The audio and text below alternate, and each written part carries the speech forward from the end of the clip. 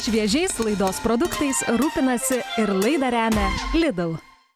Sveiki visi, esu Justinas Kapkočius, virtuvės šefas ir šiandien laidoje šviežios idėjos su Lidl pas mus karaliauja paprikos. Į įkaitintą keptuvę pilame aliejų. Susismulkiname 3 skilteles česnako. Į keptuvę keliauja česnakas. Svogūną smulkinsime pusžiedžiais. Į keptuvę dedame svogūnus. Atėjo laikas susismulkinti paprikas. Susismulkiname juostelėmis.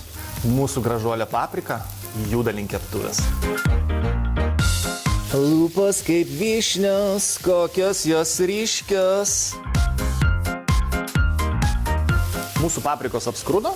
Pilame šiek tiek sojos, šiek tiek saldžiosios paprikos. Viską pramaišome ir paskrudiname dar kelias minutės. Į keptuvę dedame konservuotus pomidorus. Šiam receptui aš naudoju nesmulkintus pomidorus, o tiesiog jos pasmulkinu su mentele. Paprikos jau įsitroškino, tad beliko nuskaninti druska ir pipirais. Mūsų troškintos paprikos keliauja į lėkštę.